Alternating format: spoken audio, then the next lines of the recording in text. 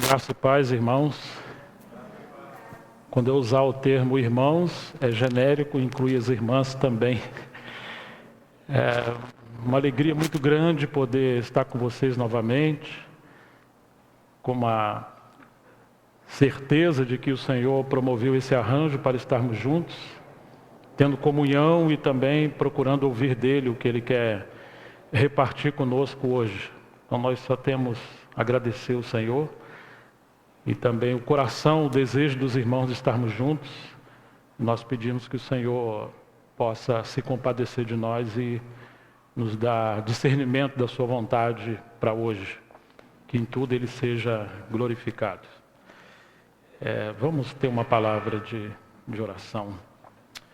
Ó Senhor, por isso, por essa certeza de que o Senhor está no trono, tem tudo sob o seu controle, nós queremos nos dispor, colocar nossas vidas nas mãos do Senhor e oramos que o Senhor encontre caminho em nós, no nosso coração. Fala conosco, Senhor. Nos dê a graça de compreender a Tua soberana vontade e que em tudo o Senhor seja glorificado. Nós somos incapazes de falar, ouvir e compreender a Tua palavra, mas confiamos no ministério do Espírito Santo, que é poderoso para nos ungir, nos ensinar e abrir os nossos olhos. Oramos em nome de Jesus para a Tua glória. Amém. Eu queria fazer uma abertura, abrir um parênteses, que não é exatamente o assunto que eu devo entrar, mas eu percebo que eu devo tocar no livro de Jeremias, capítulo 8, versículo 7. Jeremias, capítulo 8, versículo 7, que nos diz assim: até a cegonha no céu conhece as suas estações, e a rolinha, a andorinha e o grou observam o tempo da sua migração, mas o meu povo não conhece o juízo do Senhor. Esse é um versículo que há muitos anos saltou no meu coração, como que o Senhor interpretando o contexto do seu povo, e nos ensinando pela natureza, pelos animais e pelos pássaros.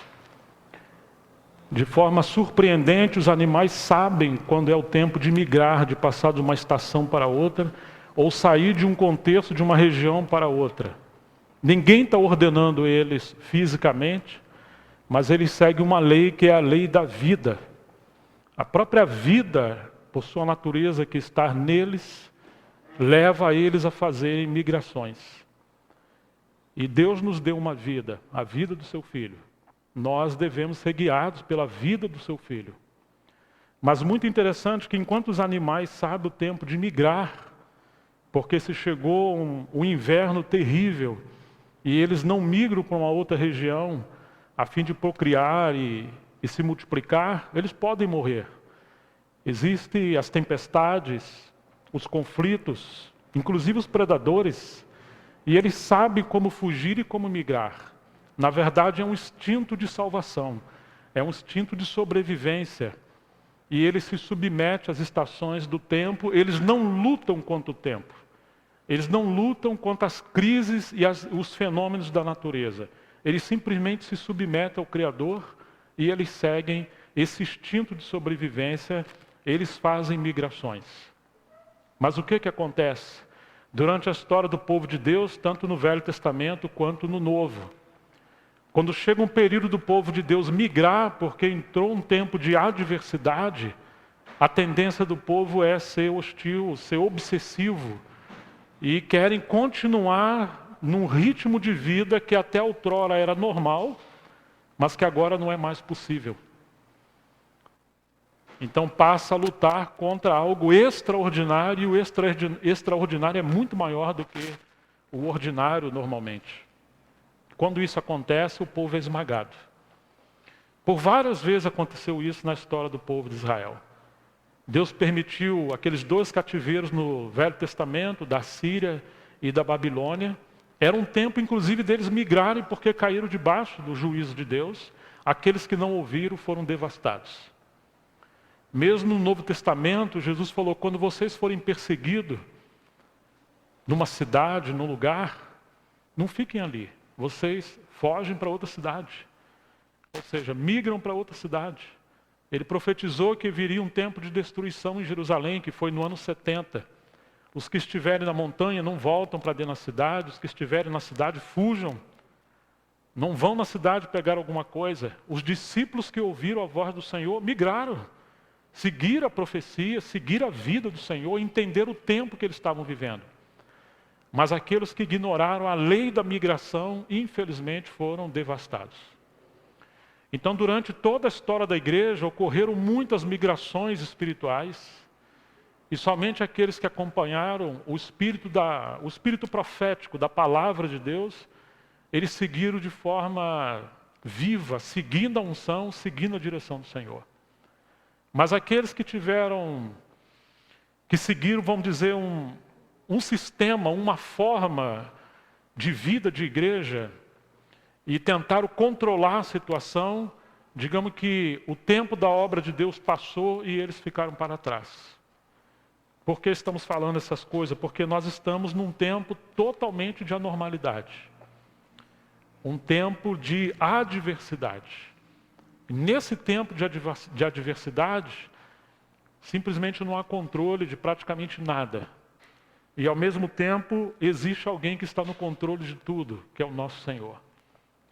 Deus permite um tempo de adversidade, de desolação, de crise, para nos livrar de toda a tendência de querer controlar e poder depender da vida do Senhor que habita em nós. Agora temos que ser como aquele povo na peregrinação lá do deserto, que tinha uma coluna de fogo à noite e uma nuvem durante o dia, e eles tinham que seguir a direção do Senhor. Eu sei que tem sido um tempo difícil para todos nós, mas ao mesmo tempo são grandes oportunidades para conhecermos o Senhor no tempo da adversidade. Existem períodos na vida do povo de Deus que nós temos um tempo de ordem. E existe um período que existe um tempo de desordem. Ou um tempo de anormalidade. Quando inclusive acontecem tragédias, catástrofes, guerras, fenômenos que estão muito acima do que o movimento político ou o governo possa interferir. E essa é a hora da igreja aprender a sobreviver totalmente na dependência do Senhor. Sempre devemos viver na dependência do Senhor. Mas a nossa tendência é se acomodar. Então que nesse tempo que nós estamos vivendo, possamos entender o tempo da migração que nós estamos vivendo. Deus está nos migrando de uma vida cômoda para uma vida totalmente de dependência do Senhor. É uma vida de um caminho que nunca passamos antes.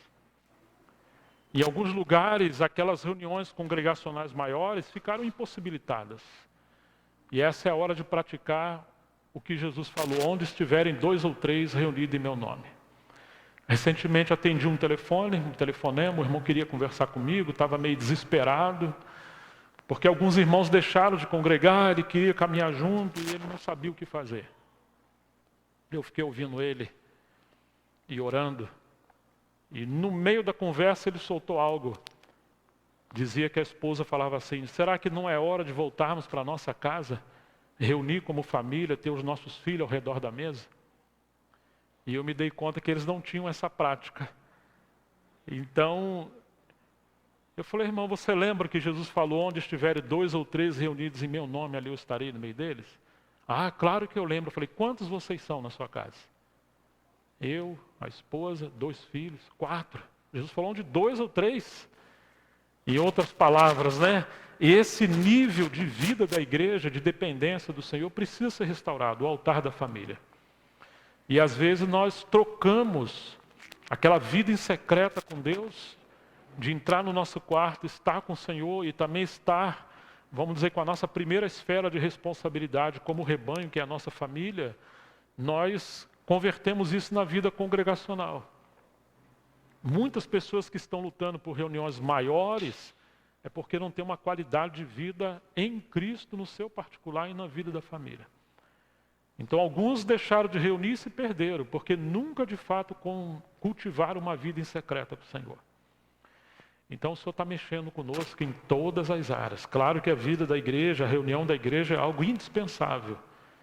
Mas temos que nos lembrar que Cristo é a nossa vida. É daí que emana e flui todas as coisas. E a partir dessa vida, todas as demais coisas vão poder encontrar o seu caminho. E a vida da igreja não está resumida na reunião da igreja. A reunião é uma expressão do viver da igreja. A vida da igreja é um estilo de vida que se manifesta fora de tempo, horário, geografia.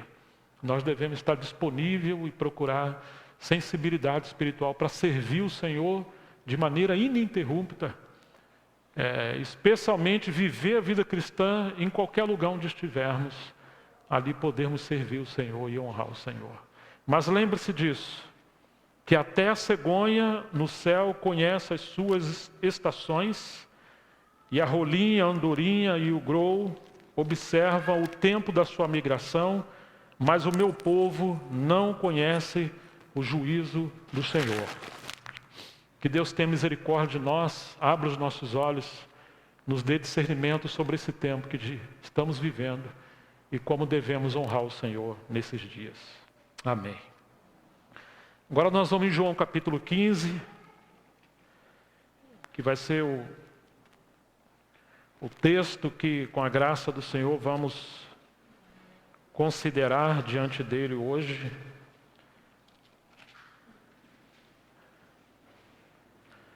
É um texto tão conhecido que acredito que todos vocês devam conhecer bem.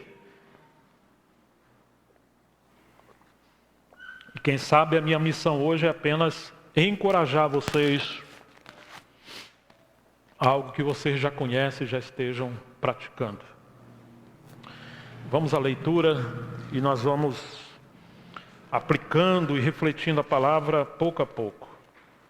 Eu sou a videira verdadeira e o meu Pai é o lavrador.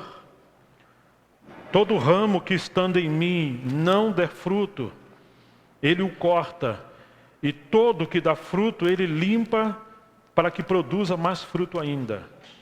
Vocês já estão limpos por causa da palavra que lhes tenho falado. Permaneçam em mim, e eu permanecerei em vocês. Como o ramo não pode produzir fruto de si mesmo se não permanecer na videira, assim vocês não podem dar fruto se não permanecerem em mim. Eu sou a videira, vocês são os ramos. Quem permanece em mim e eu nele, esse dá muito fruto, porque sem mim vocês não podem fazer nada. Muito singular a maneira do Senhor ensinar as pessoas. Cada vez mais eu fico impressionado quanto Jesus era e é simples e se esforçava para falar uma linguagem no tempo que eles viviam, onde as pessoas pudessem compreender. Ali haviam várias pessoas que cultivavam plantações de uva. Fazia parte da cultura de Israel o cultivo de videiras. Ao mesmo tempo, segundo os historiadores, Jesus está no contexto do templo ali em Jerusalém. E nos recônditos do templo existia uma videira de ouro do lado de fora. E aquela videira representava a glória de Israel.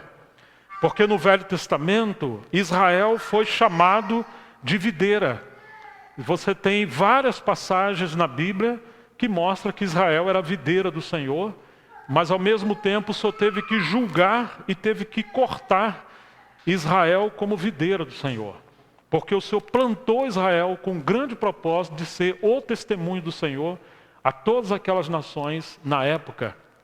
Mas depois que o Senhor cultivou aquela videira, protegeu, abençoou com todas sortes de bênção, e eles estavam debaixo de grande proteção entre outras nações, eles abandonaram a vida do Senhor, a obra do Senhor, o propósito do Senhor, e passaram a viver para um outro propósito. Eles passaram a ter vida em si mesmo. E eles deixaram Deus do lado de fora. E eles achavam ainda que eles eram a videira do Senhor. Então quando Jesus está dizendo, eu sou a videira do Senhor, ou seja, isso aqui que vocês têm é só uma aparência. Ele está dizendo, eu sou a videira verdadeira Porque Israel já não era mais aquela videira verdadeira do Senhor. Agora ele vai usar uma alegoria para ele mostrar o que seria o povo de Deus a partir de Jesus Cristo. E como esse povo deveria viver. E por misericórdia de Deus, nós somos o povo de Deus. O que o Senhor espera de nós, à luz desse texto? E de alguma forma, João capítulo 15, como o Senhor usa essa alegoria para expressar o que é a igreja, o corpo de Cristo, ela é muito similar com 1 Coríntios, capítulo 12, versículo 12 em diante. Não precisamos abrir. Mas aqui Jesus está dizendo, eu sou a videira verdadeira. Como se estivesse falando, eu sou a igreja. Eu sou o testemunho do Senhor. Eu sou a obra do Senhor. Vocês são varas, mas vocês não são em si mesma a igreja fora de Cristo.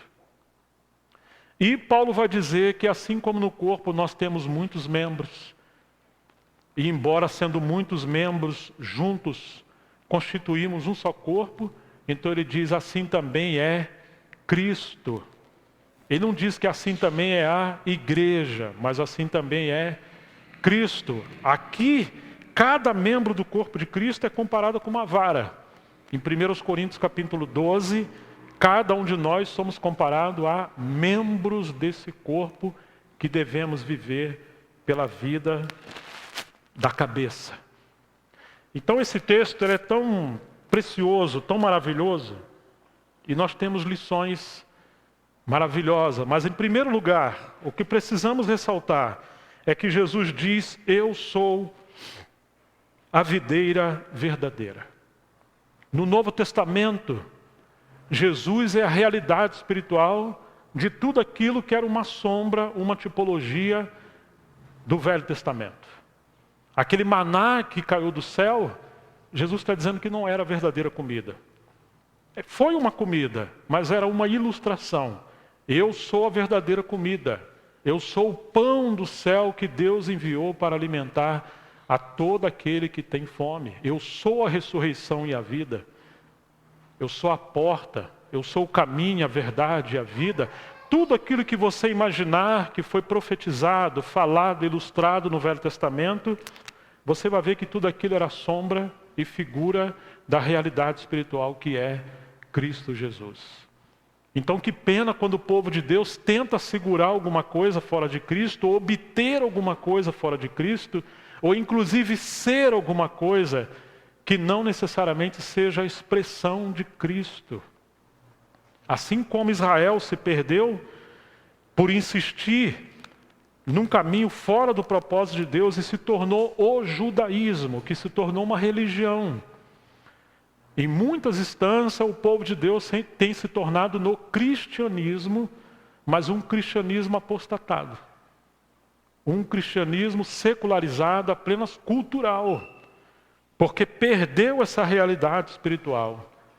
O terreno da obra de Deus, que é a ressurreição de Cristo, o Cristo crucificado que foi ressuscitado, está à direita do Pai, as pessoas deixaram e passaram a seguir manuais, regras ou teologia no sentido exterior e se tornaram apenas atividades humanas e religiosas, mas aonde não há mais a expressão viva do nosso Senhor Jesus Cristo.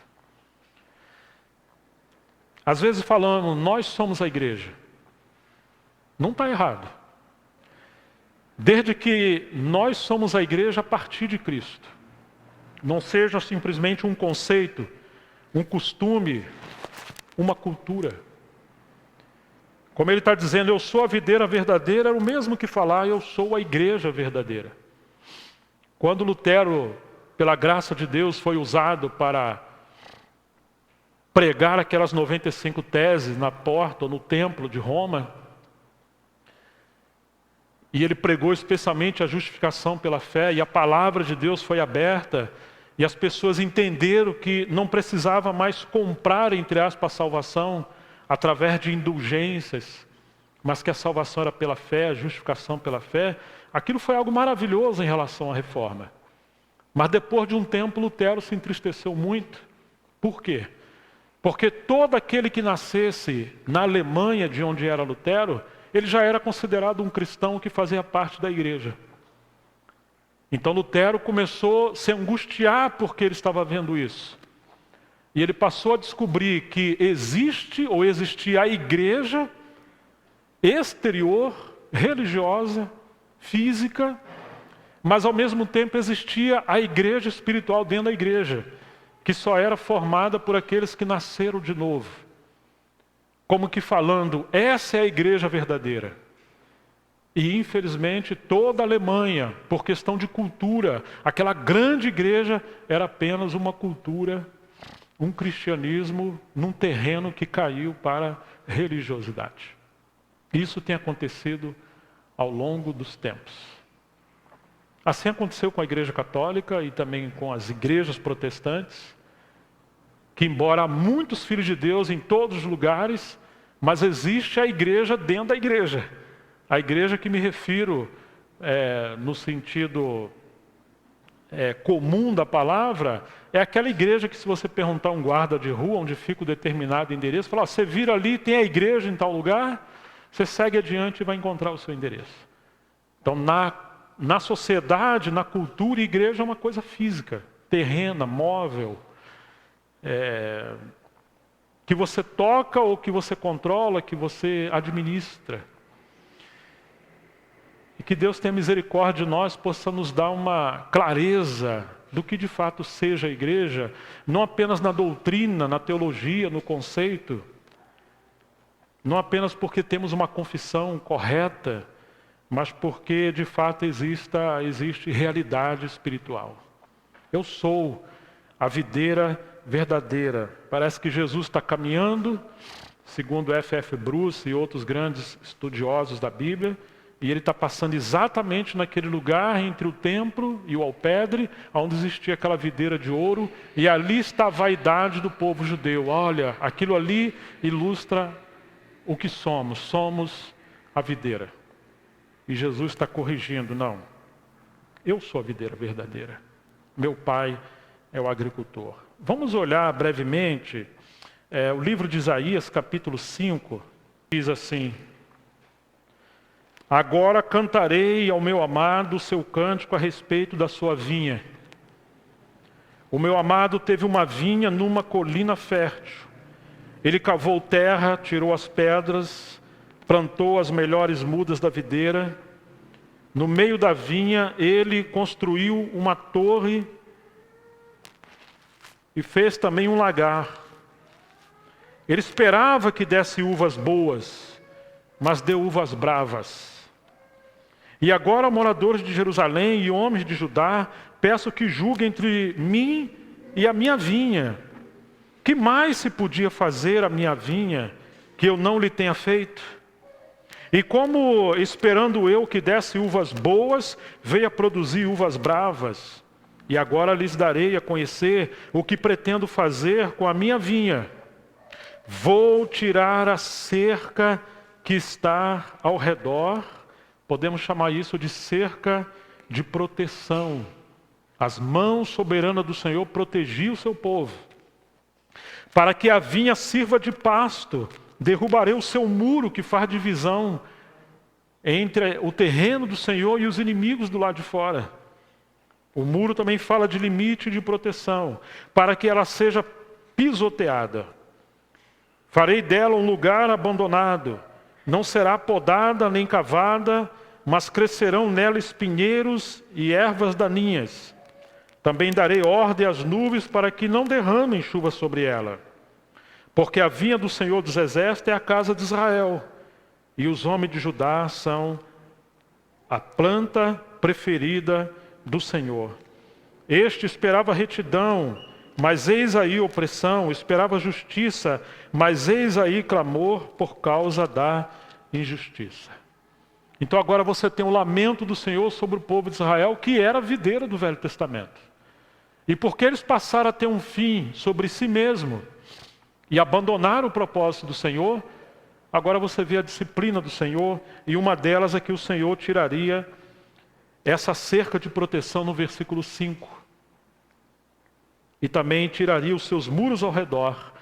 Isso aconteceu no período de Jeremias, primeiramente, quando Nós vamos ver antes, na verdade, o reinado da Síria, quando invadiu Jerusalém, você não tem mais a proteção do Senhor.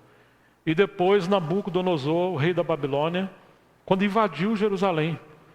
Deus sempre manteve os adversários do lado de fora, quando o povo estava no centro da vontade de Deus. Ele era o cerco protetor. Ele era a muralha de fogo que protegia o seu povo.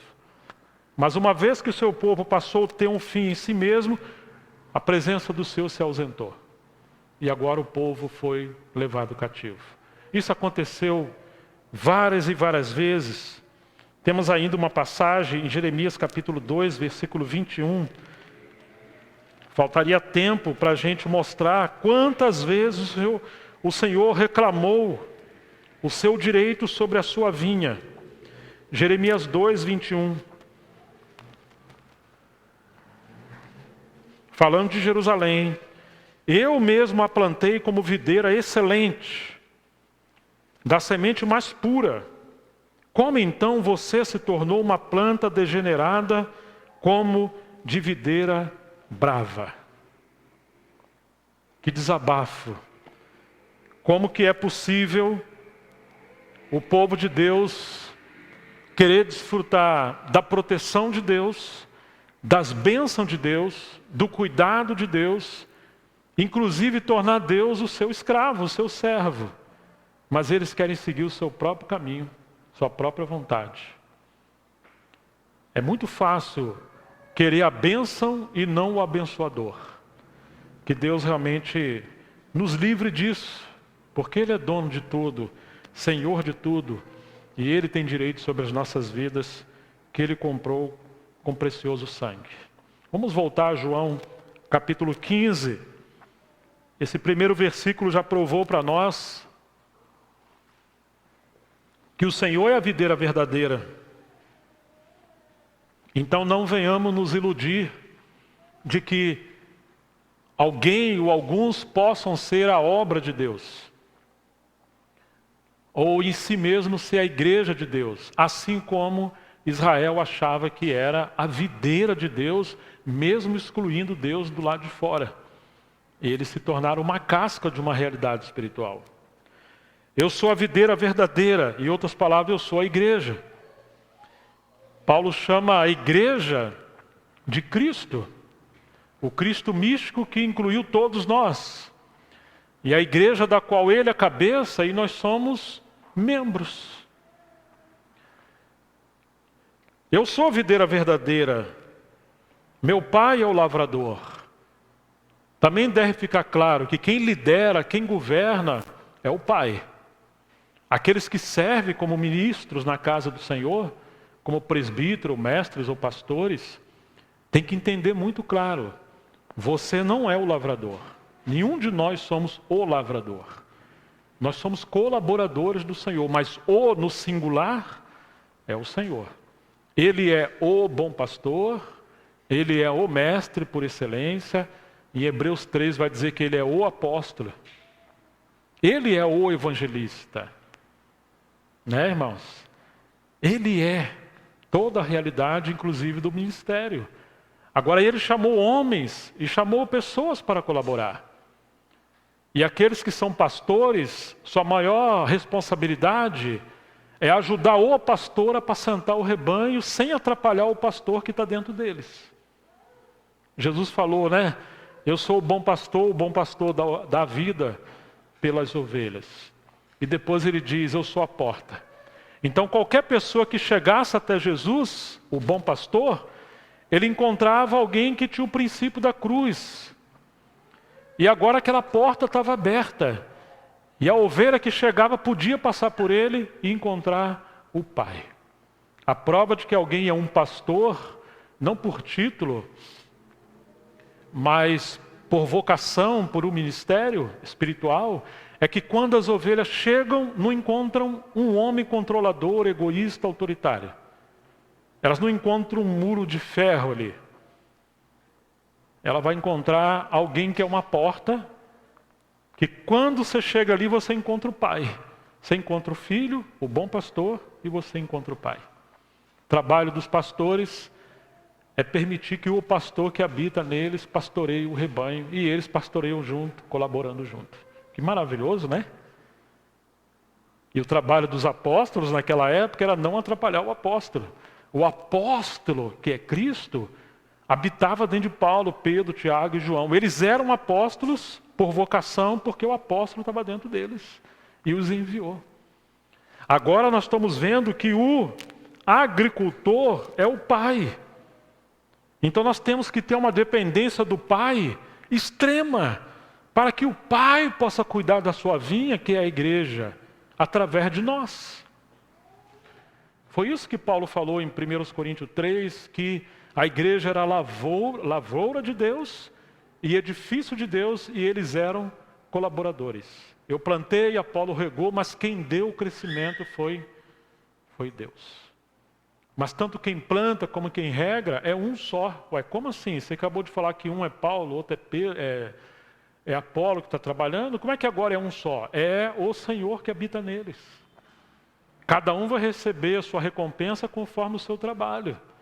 Mas ao mesmo tempo, Paulo diz, eu trabalhei mais do que todos eles, não eu, mas a graça de Deus que está comigo. Quer dizer, é o próprio Senhor.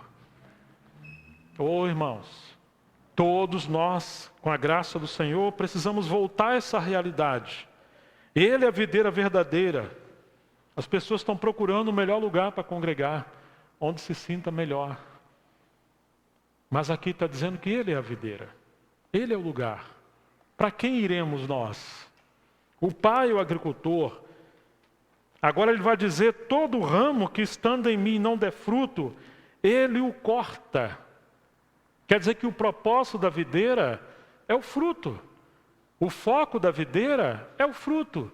O foco do pai, que é o agricultor, que está trabalhando, é para que essa videira produza fruto. Se há uma vara que está na videira e não produz fruto, ele está dizendo que vai cortar. A primeira aplicação imediata dessa frase foi Judas. Judas esteve entre os 12. Pergunto aos meus irmãos, vocês acham que Judas pregava a palavra junto com os 12? Judas expulsou o demônio? Judas curou pessoas? Porque Jesus enviou os 12, depois enviou 70. Vocês acham que Judas não foi? Ele foi. Ele estava ali no colégio entre os 12. Ele inclusive cuidou da bolsa. Mas Judas estava ali na videira no sentido de colégio, mas ele não permitiu essa vida fluir da vida dele e ser podado pelo Pai. Ele continuou sendo ele mesmo. O Senhor amou Judas como amou os outros. Tanto que quando Judas chega para trair Jesus, ele fala, amigo, aqui vieste. Ele chama Judas de amigo. E ele foi cortado. Depois ele é chamado de filho da perdição. A primeira aplicação imediata é Judas. Mas nós vamos ver que em muitas passagens, que faltaríamos tempo, essa aplicação tem que ser feita. Por exemplo, se alguém vê o seu irmão pecar pecado que não é para a morte, ore por ele, o Senhor vai dar vida da videira. Mas se for pecado para a morte, eu peço que não ore. Ele vai morrer. Ou seja, a vara vai ser cortada da videira. Ananias e Safira estavam entre os discípulos. Em Atos capítulo 5. Foram cortados da videira, morreram. 1 Coríntios capítulo 11. Aqueles que tomavam da ceia sem discernir o corpo. Paulo falou, por causa disso, entre vós fracos, doentes e alguns que morreram. Foram cortados da videira. Claro, Judas era filho da perdição, não era salvo. Mas aqui uma aplicação de pessoas que são salvas, mas que estão vivendo uma vida longe do governo do Senhor. Que não se permite serem pastoreadas pelo Senhor. Que não se permite a palavra de Deus limpá-las. Então aquela vara que está na videira, ela passa a roubar a vida da videira. E se você pegar um agricultor justo, ele vai podar essas varas. Eles não são sentimentais igual nós. Aí eu já não estou falando de perda de salvação. Eu estou falando de uma disciplina orgânica do reino de Deus, que nós podemos experimentar hoje, se nós formos como Israel do Velho Testamento, que era povo de Deus, mas foi cortado de seguir adiante como testemunho do Senhor e foi para o cativeiro. É diferente. É muito diferente. Mas nós às vezes não enxergamos essas coisas. Às vezes achamos que podemos viver como Israel do Velho Testamento. Nós congregamos e tal, e está tudo bem. Não, não está tudo bem. A vontade do Senhor é que Ele seja tudo em todos. E essa videira possa crescer, cheia de vida através de nós e produzir frutos. Segue o texto dizendo, eu vou repetir, verso 2, todo o ramo que estando em mim não der fruto, Ele o corta. E todo ramo que dá fruto, Ele limpa para que produza mais fruto ainda. Agora você tem o primeiro ramo que não dá fruto, ele é cortado. No sentido imediato, é Judas. Na aplicação posterior, é todo aquele que estiver na congregação ou em Cristo, mas ainda vive uma vida rebelde ao propósito do Senhor. Vive uma vida leviana, vive uma vida sem servir ao Senhor. Já não é Cristo vivendo através dele, mas ele está vivendo a sua vida como escolheu. E agora, porque a vida de Cristo não pode fluir através dele, ele passa a roubar a vida de Cristo que está na igreja. Ou nós vamos trazer vida para a igreja, ou nós vamos cooperar com a igreja, infelizmente, trazendo morte. Porque de nós está fluindo vida ou morte. Vida se estivermos unidos a Cristo. E morte se estivermos unidos ao nosso ego e vivendo a nossa própria maneira. Volto a falar, essa segunda aplicação não tem a ver com salvação. Tem a ver com a vida orgânica do nosso Senhor em nossas vidas. Tem a ver em a obra de Deus avançar por meio de nós. Tem a ver em um testemunho de Cristo ser formado através de nós como um candelabro. Tem a ver com o testemunho do Senhor. Agora, aquela vara que dá fruto, Ele vai limpar para que dê mais fruto ainda. Ou seja, ela está dando fruto, mas ainda é indisciplinada. Ela tem vida, mas precisa crescer na disciplina espiritual. Recentemente estava em Santo Antônio de Posse, numa chácara maravilhosa lá dos irmãos. E aí fomos na videira. Eu sempre que estou lá, eu vou lá na videira. E nós fomos colher cachos de uva. E achei umas uvas bem pequenininhas, bonitas, mas muito pequenas. E eu fiquei olhando aquilo, depois conversei com os irmãos. E a dona falou assim, olha, esse ano, infelizmente, os cachos vieram muito pequenininhos. Não tinha aquelas uvas viçosas. Eu falei, mas por quê? Ela falou, 2 motivos. Primeiro, que nós não podamos como deveríamos podar. E segundo, que tem muita folha. E a folha serve para proteger as uvas. Mas ela também, se for muito, ela impede a luz do sol. E quando ela impede a luz do sol, as uvas ficam atrofiadas. E eu estou aqui pensando, faltou disciplina e faltou tirar a proteção. Para que o sol, que é Cristo na Bíblia, possa governar a nossa vida. Muitas das vezes, irmãos, a nossa comodidade, as coisas indo muito bem para nós, ela se torna um conforto que vai roubar a nossa consagração ao Senhor. O Senhor precisa podar das nossas vidas tudo aquilo que estiver roubando a consagração, a devoção, a comunhão, o crescimento espiritual. Quantas vezes cristãos passam tantos anos na igreja, mas eles não crescem. Porque tem muita folha e a luz do sol não está chegando. E porque não aceita a disciplina da própria palavra de Deus. Então, às vezes damos fruto, mas o fruto ainda não é abundante porque falta ser limpa. Ela precisa ser podada para que produza mais fruto ainda. Então esse é o amor do Senhor. Vamos imaginar aqui que a igreja fosse um jardim e o Pai Celestial fosse o jardineiro. Agora ele está vindo aqui no jardim com as suas ferramentas, aquela tesoura para limpar. Tem várias ferramentas. Digamos que você é uma flor daquele jardim. Você é uma planta do jardim. E agora, o que vai acontecer? Se nós conhecermos de fato o jardineiro e o dono da casa, nós vamos pedir graça para aceitar ser podado por aquela tesoura, sermos limpados e cultivados. Mas se não conhecermos, talvez nós vamos orar assim: ó Senhor, lá vem o diabo, esse jardineiro terrível, malvado. De vez em quando ele vem com essa tesoura aqui e me corta.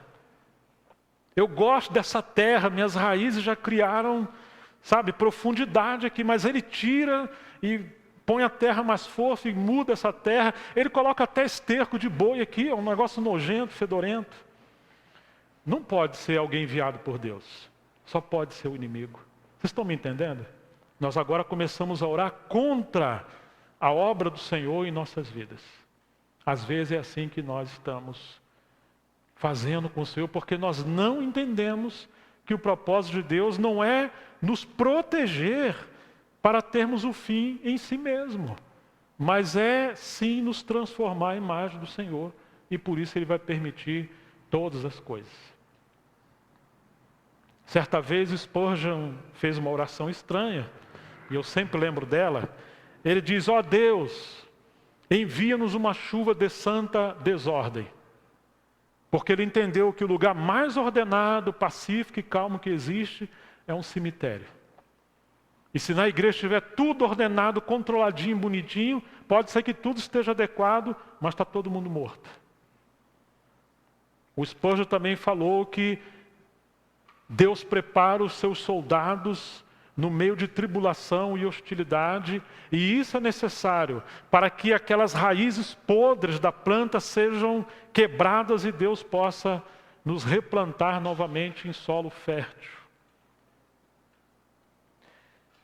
O Senhor tem uma maneira estranha de trabalhar conosco, mas não devemos nos escandalizar. Muitas das vezes o tratamento do Senhor não é lógico, não é racional, pelo contrário, é ilógico, é irracional.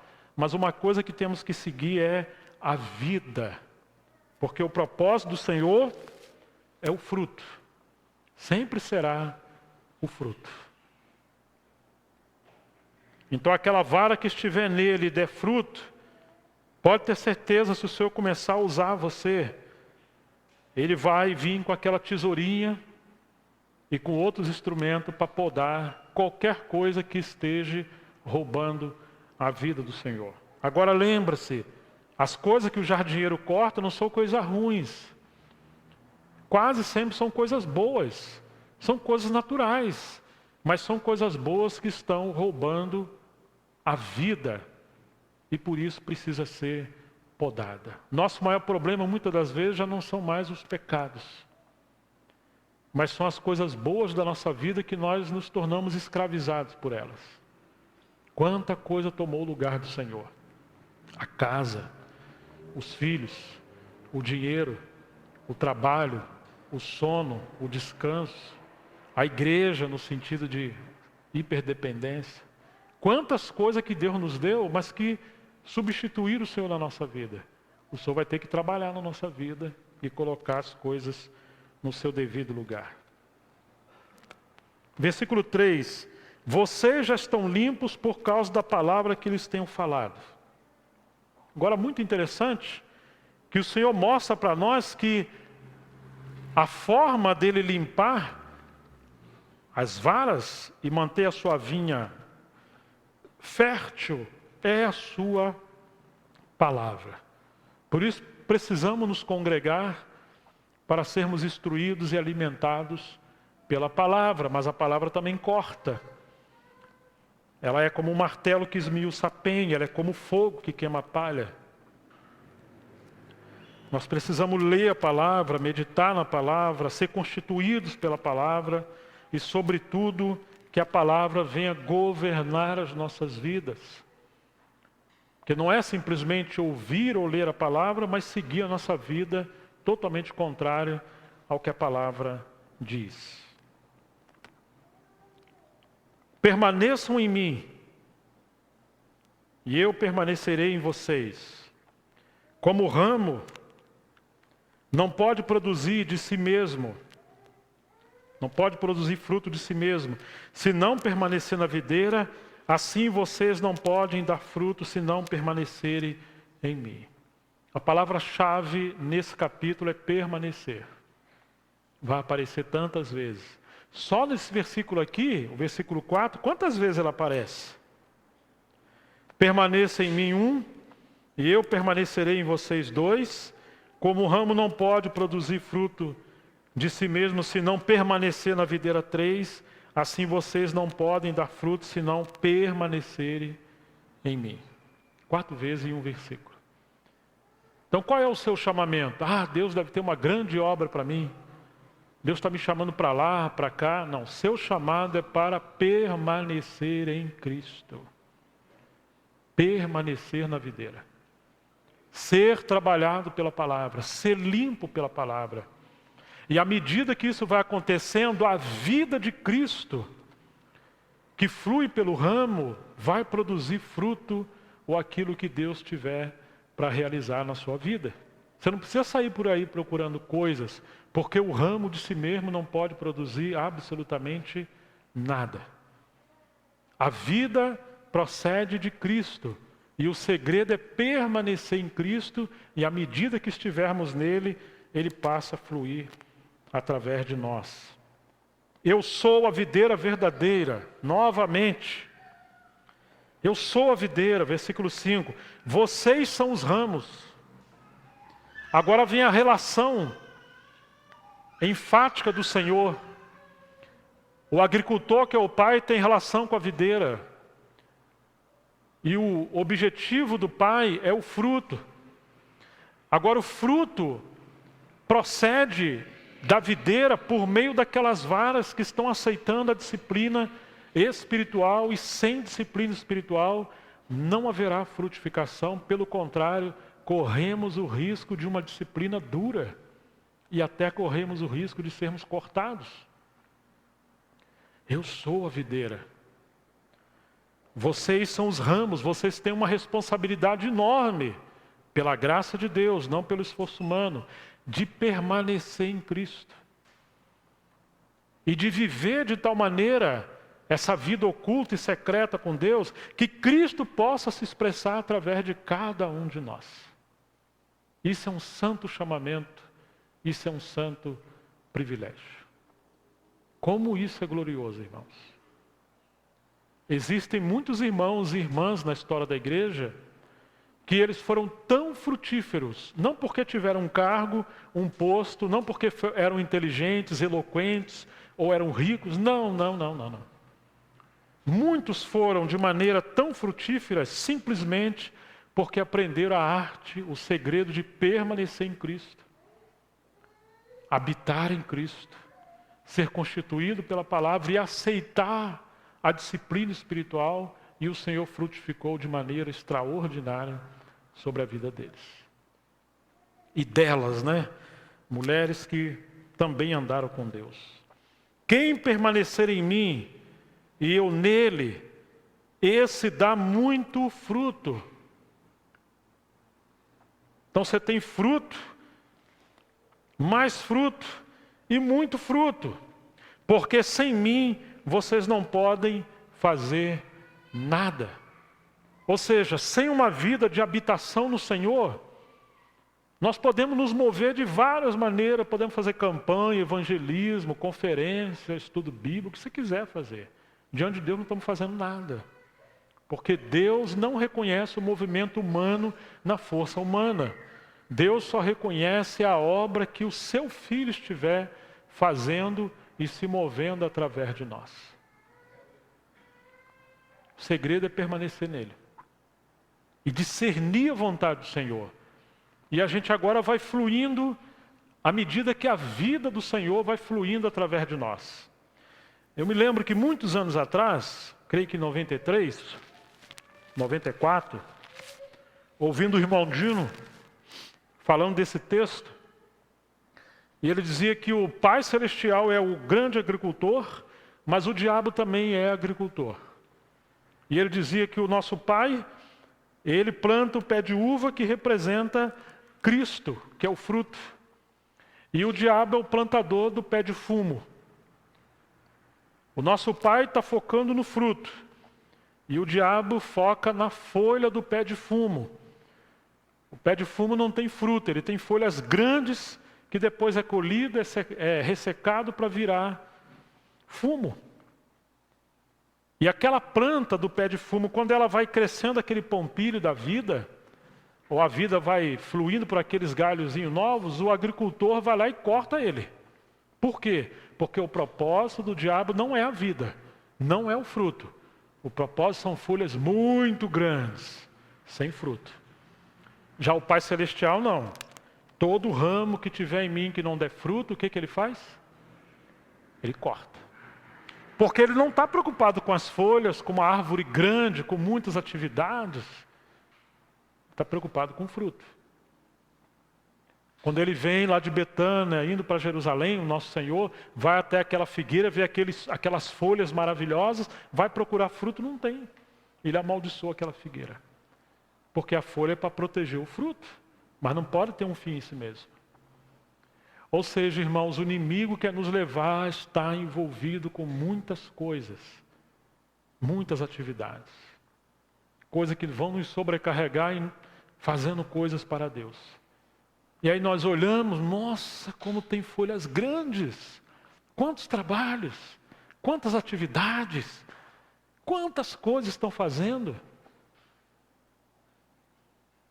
Alguns estão fazendo curso de teologia já pela 4ª, 5ª vez. E a teologia em si, a pura e simples, é boa. Mas quando se torna um academicismo em si mesmo, aí é um problema. Mas quantas folhas enormes! Mas onde estão o fruto? Os frutos. Então precisamos ter cuidado, porque o inimigo que semeia o joio no meio do trigo, ele também semeia muitas coisas, para nos levar a se envolver com muitas coisas que no lugar de focar o fruto, está focando o ativismo religioso. Por isso que é possível pessoas passarem tanto tempo na igreja e ainda assim são como criancinhas. Estão cheios de folha, estão cheios de argumentos, cheios de conhecimento, mas não têm experiência com Deus, não têm uma vida de santidade, de devoção e não frutificam nos serviços. Que Deus tenha misericórdia de nós. Versículo 6, se alguém não permanecer em mim, o inimigo vai te empurrar sempre para você não depender do Senhor. Por que oramos tão pouco? Porque falta tempo. Não, não é. Oramos pouco porque não dependemos dele o suficiente. Ele fala, sem mim nada podemos fazer, mas a gente não acredita muito nisso. A gente ainda acha que pode produzir muita coisa. Assim como Sara produziu um Ismael, ou levou Abraão a produzir um Ismael. Nós também achamos que podemos produzir muitas coisas. Se Deus estiver demorando a produzir frutos entre nós, se formos aquele rebanhozinho pequenininho, a gente tem que fazer alguma coisa. Quem sabe os nossos irmãos que estão à frente são muito devagar, né? São muito passivos. E nós estamos sendo tentados a produzir fruto. Nós temos que produzir fruto. Tem que desenvolver algum trabalho pragmático aí que acelere esse processo. O agricultor está errado. Essa é a sedução que o inimigo lança no nosso coração. Eu não estou querendo dizer que não temos que pregar o Evangelho. Eu só estou querendo dizer que sem mim nada podeis fazer. Tudo tem um tempo. Se alguém não permanecer em mim, será lançado fora. A semelhança do ramo e secará, e o apanham, lançam no fogo e o queimam. Se você ler 1 Coríntios capítulo 3, você vai ver que um dia todos nós passaremos pelo fogo. E se a nossa vida aqui for como palha, feno, madeiro, tudo isso será queimado.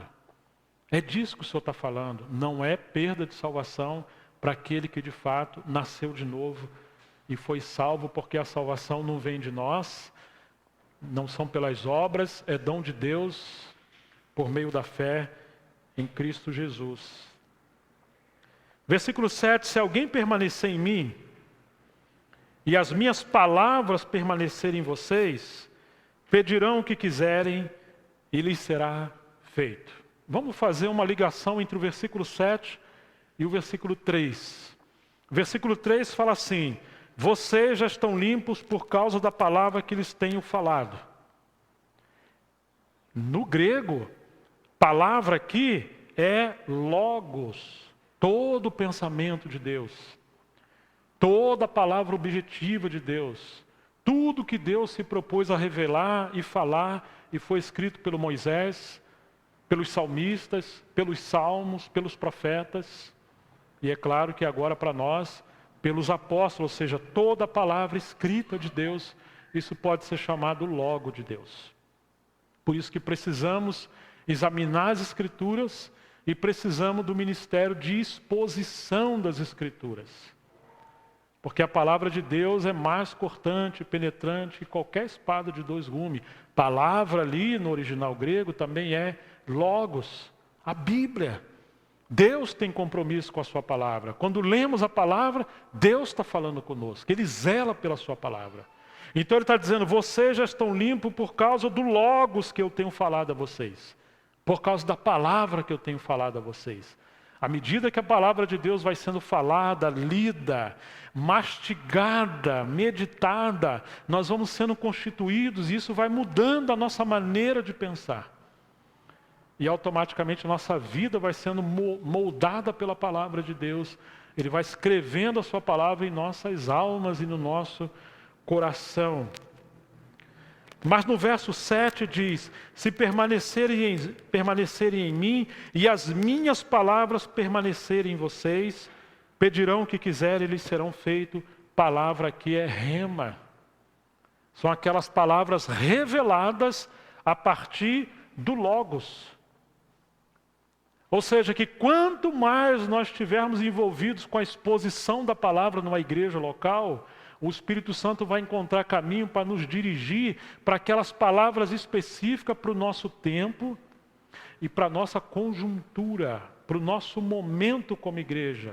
Porque pode ser, e quase sempre é assim, que o que o Senhor estiver fazendo num outro lugar, numa outra assembleia, não é essencialmente o que Ele fará aqui entre vocês, ou entre nós em Montemor, ou em qualquer outro lugar. O Logos é único. Mas o rema, ele é específico para uma ocasião. É a palavra de Deus. Mas é a palavra de Deus que vai nos dirigir e nos governar. Então, quando nós conhecermos a palavra de Deus para o nosso tempo, para o nosso contexto, e a gente passa a discernir pelo Espírito Santo aquilo que Deus estiver trabalhando entre nós como a igreja, agora a igreja tem a responsabilidade de desenvolver o ministério da oração coletiva. Orar segundo essa palavra que o Senhor estiver nos dirigindo. Estão me entendendo? E quando nós unimos a oração coletiva da igreja com a palavra que Deus está nos dirigindo, isso desencadeia o poder de Deus que muda o nosso curso e produz fruto para a obra do Senhor. Logos e rema. E você vai encontrar no livro de Atos que é isso aqui que está cumprindo. Vamos dar alguns exemplos bem rápido. Daniel está em Babilônia, esquadriando as Escrituras, no livro de Daniel, capítulo 9. E daqui a pouco ele entendeu, quando ele está esquadriando as Escrituras, que o tempo que Deus profetizou pelo profeta Jeremias, que o povo ficaria cativo, seria de 70 anos, esse tempo havia chegado. O que é isso para ele agora? O rema. Essa palavra é para agora. Fluiu. Gerou fé em Daniel. Antes era um logos. Agora é um rema. O que Daniel fez quando ele entendeu isso? Eu vou descansar porque o Senhor é soberano. Cremos nos atributos de Deus. Então se Ele quiser, Ele que tira o povo daqui. Foi isso que Daniel fez? Não. O que Daniel fez? Intercessão. Segunda palavra. E quando ele intercedeu, os anjos foram enviados por Deus, tem um conflito terrível contra principados das trevas nos céus, a batalha é vencida, a resposta chega a Daniel, Deus desperta o espírito de Ciro, o rei da Pérsia, o rei apregou a um pregão, libera o povo para voltar para Jerusalém. Tudo isso é fruto da oração de Daniel com a revelação do rema que veio do Logos. Não é maravilhoso isso? Agora olha o que aconteceu com Maria. O anjo chega para Maria: bendita és tu, mulher, e bendito é o fruto do seu ventre. E aí começa a falar para Maria o que ia acontecer. O que ele está falando ali? O que é aquilo? Está cumprindo nela aquela profecia que a virgem conceberia e daria à luz a um filho. Quando o profeta falou, é um rema. Quando escreveu, um logos. E esse logos atravessou séculos. Agora chegou no tempo de Maria. Quando o anjo fala, é o rema. E esse rema entrou nela, gerou fé. E ela ora: eis-me aqui, Senhor, faça conforme a sua vontade, a sua palavra. Eis aqui a serva do Senhor. Então a oração com o rema desencadeia o poder do Senhor.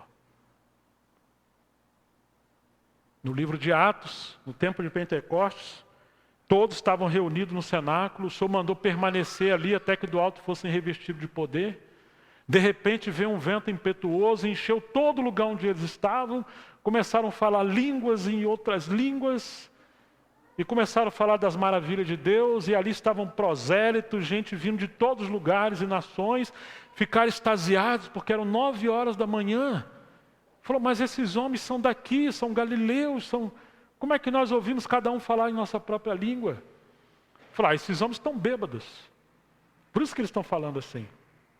Aí Pedro se levanta no meio deles, com os 11, e diz: varões, irmãos, esses homens não estão embriagados, sendo agora 9 horas da manhã. Não, isso não é hora de ninguém estar bêbado, não.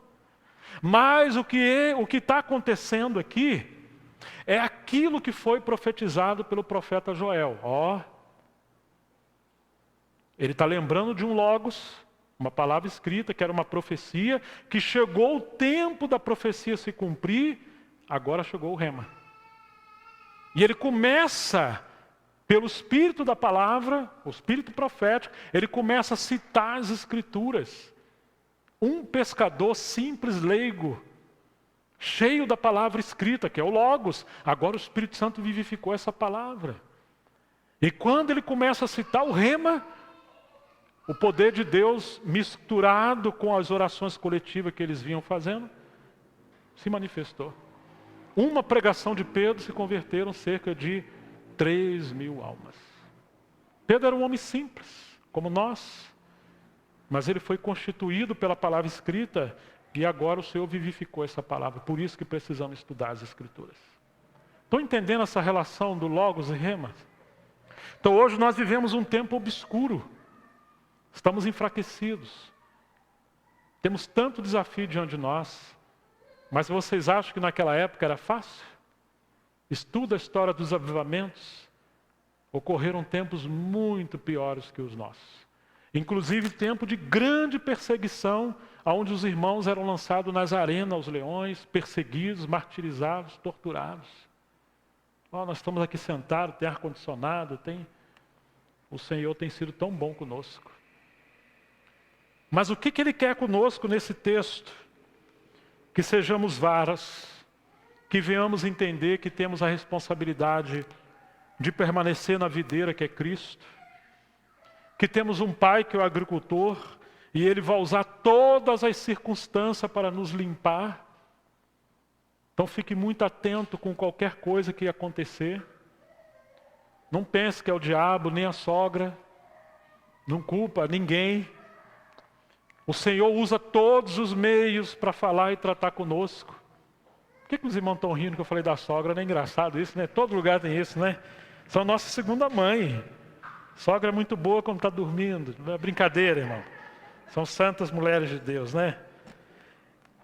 E, irmãos, Ele usa a palavra de Deus para nos disciplinar, nos limpar, porque Ele quer que venhamos produzir frutos. Agora chegamos a esse ponto do logos e rema, e esse é um problema do nosso tempo. Muito cuidado para não acostumar a ouvir sermão.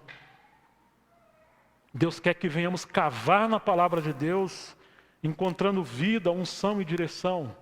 Pode ter certeza que todas as vezes que a obra de Deus avançou no tempo, é porque os irmãos encontraram aquela unção da palavra de Deus e eles foram fiéis ao que Deus estava falando com eles. Eles não estudavam a Bíblia por estudar, mas para encontrar a vontade de Deus, para que o Senhor avançasse o seu propósito e houvesse fruto. Vamos seguir um pouquinho mais adiante, mas temos essa responsabilidade do ministério da oração. Já não é orar por orar e cada um ora por aquilo que acha. Não, isso aí você ora na sua casa, no seu quarto. Nós estamos falando de um nível maior, coletivo, que é orar pelos encargos que o Senhor tem dado a uma assembleia local. Claro que nós devemos orar uns pelos outros daquelas coisas que saíram do nosso controle. Mas tem muita coisa que rouba a unção, a vida do Senhor na igreja, quando nós centralizamos a reunião de oração em orações que você deva levar diante do Senhor, você, sua esposa e seus filhos. A não ser as coisas que saíram do nosso controle, estão nos oprimindo e precisamos orar porque somos membros do corpo para que todo o corpo não seja afetado. Mas, sobretudo, precisamos orar por assuntos específicos que o Senhor queira liderar e dirigir a igreja a tomar posição diante dele. E quando a gente não percebe esse rema para a oração como ministério da igreja, a gente se perde. O inimigo pode até nos distrair com orações insignificantes. Tem gente que ora como se estivesse pregando a Deus, como se Deus não soubesse da palavra e das coisas. Aquele livro maravilhoso, aquela coleção do Lance Lambert, né? Casa de Oração. Acho que os irmãos conhecem o volume 1 e 2. Está saindo o 3 e o 4. Bom para estudar como igreja. Fala dessas coisas, né? Então esse é um desafio que muitas das vezes o inimigo quer trabalhar para nos distrair. Versículo 8. Nisto é glorificado meu Pai, que vocês dêem muito fruto e assim mostrarão que são meus discípulos. Como o Pai me amou, também eu amei vocês. Permaneço no meu amor. Se vocês guardarem os meus mandamentos, permanecerão no meu amor. Assim como também eu tenho guardado os mandamentos de meu Pai, e no seu amor permaneço. E permanecendo no seu amor, ele foi levado à cruz. Não pense que o amor é um amor sentimental de nos poupar. Não, é um amor de nos levar a cumprir o propósito de Deus, e esse propósito está ligado com a cruz. Tenho lhes dito estas coisas para que a minha alegria esteja em vocês e a alegria de vocês seja completa. Agora vem o gozo abundante dos discípulos quando eles vivem essa vida abundante na videira, sendo podado, sendo limpo, para que haja ministério da oração coletiva e haja frutificação de acordo com o rema que o Senhor tiver para as nossas vidas. Eu quero concluir essa mensagem estamos refletindo, apenas mencionando de maneira muito rápida que esse fruto ele é abrangente. Poderemos dizer que em primeiro lugar esse fruto é a formação de Cristo em nós, Cristo em vós, a esperança da glória. Esse fruto é a maturidade cristã, deixarmos o estágio de menino e sermos pessoas amadurecidas. Esse fruto pode ser também considerado como paternidade espiritual, mães espirituais, quando nós atingimos um nível espiritual que agora uma vida nos leva a cuidar de pessoas, a gerar filhos para Deus, a cuidar dos novos convertidos. Quantas das vezes nós caminhamos há tanto tempo, mas não temos responsabilidade espiritual de cuidar de vidas. Queremos que Deus aumente o número de salvos entre nós. Mas lembre-se que se isso acontecer, será como uma família que está tendo novos filhos. E se multiplicar o número de novos convertidos, multiplica os problemas e a necessidade de pastoreio e de cuidado.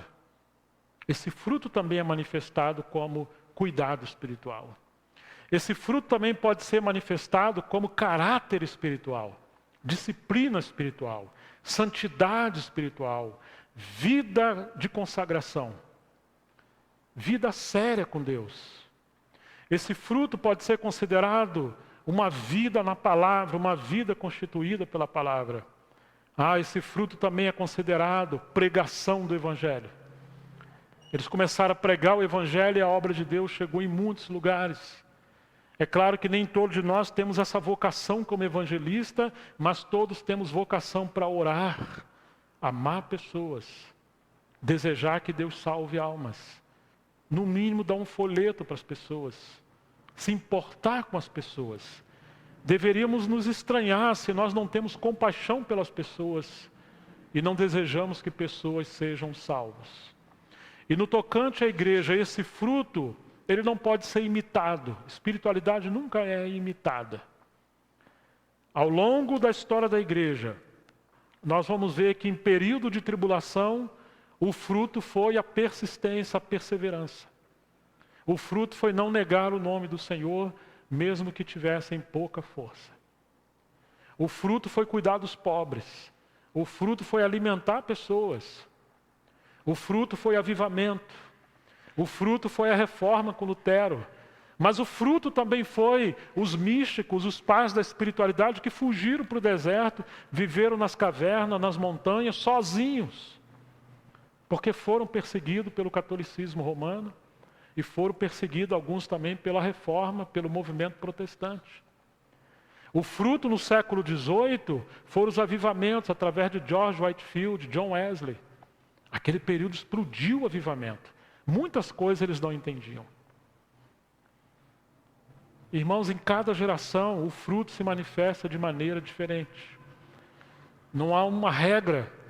O importante é a Assembleia saber como aconteceu com Betânia.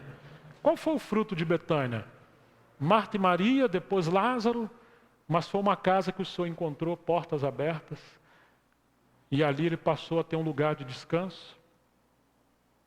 Ali ele constituiu o estilo de vida de igreja e a partir dali a vida do Senhor fluiu e se multiplicou para outros lugares. Um grupo muito pequeno de irmãos. Temos lido na história da igreja um grupinho pequeno em vários lugares, mas que produziram muitos frutos. E às vezes esse fruto não foi para a sua cidade, eles não cresceram ali. Mas a obra e o ministério deles abençoou muitos outros lugares, inclusive países. Eu tive uma experiência muito rara. Eu lia The Austin Sparks, imaginava que lá onde os irmãos que seguiram a linha do Sparks devia ser uns 500, 1.000 pessoas, 1.500 pessoas. Um dia o Senhor me levou lá na Holanda, isso foi lá pelo ano 2000, e quando eu cheguei lá era um grupinho de irmãos, quase igual onde eu congregava. Eu falei, meu Deus, o que aconteceu? Porque a literatura deles chegava no Brasil, nos países de fala espanhola, e abençoou o mundo inteiro, assim, muitos lugares. E eram uns 20 a 30 irmãos. E aquilo foi uma lição muito grande para mim, que não era exatamente a quantidade de pessoas que representava o fruto, mas era a profundidade da obra que Deus conseguiu fazer na vida daqueles cristãos que permaneceram em tempos tão adversos de esterilidade e eles permaneceram fiéis ao Senhor. Irmãos, eu acho que havia um custo financeiro muito grande para fazer aquilo. Mas aqueles irmãos prosperaram, eram irmãos muito simples, e com as suas mordomias eles abençoavam esse ministério da literatura. Por isso que não podemos assim tentar criar um sistema do que seja o fruto. Porque alguns falaram, não, o fruto é a evangelização. Aí forçam todos a sair por aí, pregar o evangelho. É claro que é muito bom pregar o evangelho, mas tem que ser na graça, sob a direção do Senhor, na paz, nas circunstâncias do Senhor. Para não ser o ativismo. Então que Deus nos abençoe com esse capítulo maravilhoso, mas que possamos ter essa convicção. Ele é a videira verdadeira. Nós somos as varas que Ele nos enxertou nele. A vida que Deus espera que venhamos viver não procede de nós nem de nossos esforços. É pela fé na graça de Deus. Essa vida vem por um permanecer na videira, dali vem a vida. E à medida que essa vida crescer em cada um de nós e juntos, organicamente, o fruto começa a se manifestar. E esse fruto pode se manifestar de diferentes maneiras. E às vezes todas essas maneiras podem se manifestar juntos também. O Senhor espera que venhamos crescer de várias frentes. Mas certamente Ele vai nos purificar pela palavra e pelas circunstâncias, para que Ele tenha toda a glória em nosso tempo através de nós. E lembre-se, estamos migrando. E essa migração espiritual requer total dependência do Senhor. que Deus possa continuar falando aos nossos corações. Vamos orar. Pai, em nome de Jesus, o nosso Senhor, nós nos sentimos tão pequenininhos diante da Tua palavra, que é santa, e nos colocamos em Tuas mãos e Te rogamos, tenha misericórdia de nós e nos ajude, nos dê a graça para entender a Tua boa, perfeita e agradável vontade nesse tempo. Ajuda-nos a ser essas varas que não recusam o tratamento, a disciplina do Senhor, mas se submetem às mãos invisíveis que nos disciplina, as mãos com a marca dos cravos, que é a mão do Calvário, Senhor. Que o Senhor possa encontrar caminho e frutificar a Tua obra entre nós, que haja abundância de fruto aqui entre os irmãos de Sorocaba também. Nós oramos confiando em Ti, em nome de Jesus, para a Tua glória.